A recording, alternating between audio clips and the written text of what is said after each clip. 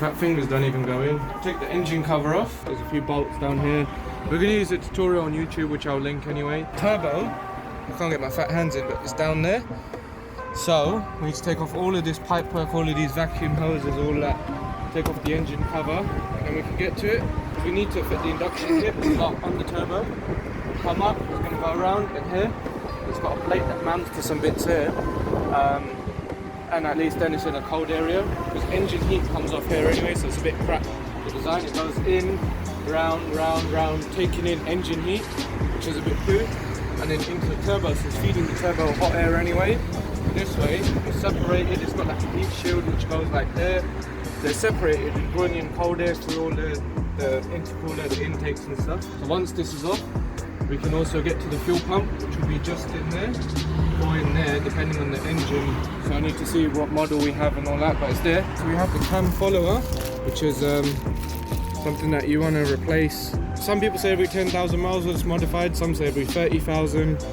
There's this little doohickey inside. We'll show you properly anyway. And then there's an O-ring that just goes around the fuel pump, wherever this goes into. Basically where it sprays the fuel into. You don't want to put the old one back in case it's torn or worn or anything. And for the sake of like 2-3 quid, just buy a new one and chuck it on. Especially seeing as it prevents fuel from going in and mixing with oil, and that's going to be bad. So we got the engine cover off and the air filter, well the first part of the air intake that was just here. There were 2 bolts in there. Again, this ain't a tutorial video, it's just like a quick one. This one was a bit of a pain. In the past, when working on cars, I always pull a bit too hard and I snap stuff. So on here, which is towards like the interior of the car, the cabin, it wasn't coming up, and I was like, I don't want to break it. So we looked into a bunch of forums and they're like, you just pull hard. So I pulled hard and it all just came off. The weird thing is, if you look here, so that's without the engine cover, you got all your spark plugs and all that and coil packs under. It's got a Revo sticker, but it's not tuned, which is a bit strange.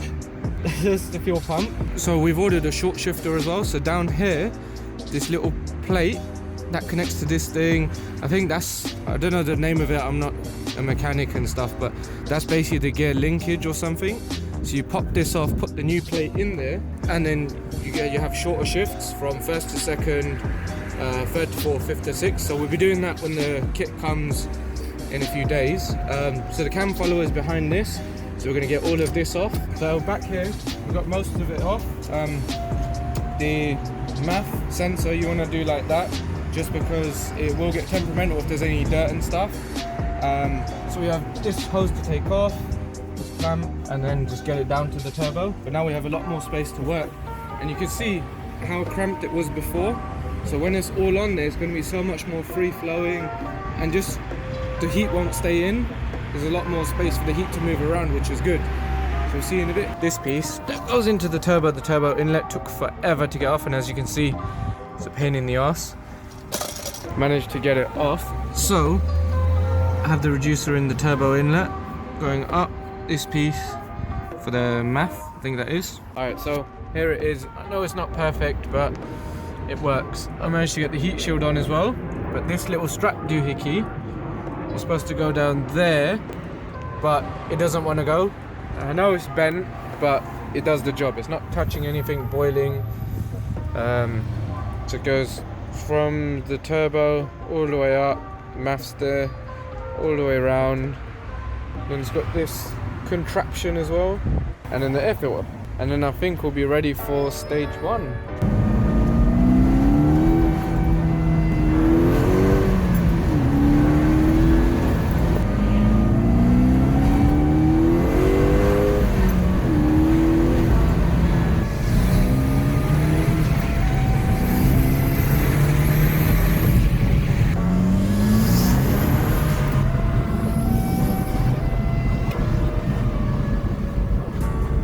So I finally fitted it. It took like too long, like 3 hours. I got all the way to the end, put everything together, and then realized that my kit came with a heat shield. So I had to take most of it off and then fit the heat shield. I managed to get it all on just in time. So we're just on my way to pick up my laptop. Because I took a bit too long, we're running a little bit late from work, but I had help Swati with some stuff as well before.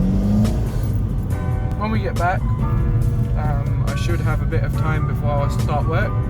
So I need to take the heat shield off, or the fire shield, or whatever it's called, under the bonnet. Apparently that makes a big difference. Oh yeah, Swati went to sleep. She was helping a lot with the clip, the turbo inlet clip that was right at the bottom. That was a pain in the ass. Swati has way smaller hands, as we showed earlier, so she's the one that managed to get it off, and I was trying for a good 40 minutes, mainly because the plier we had opened like that and we needed it that much. So I was just off, so we went to the neighbour's, Uncle John. We borrowed his adjustable pliers, and then Swati went to sleep because she wasn't feeling too good. And I'll leave a link to in the description for the video that I used. The guy was really good in his instructions. So see you in a bit. Bye.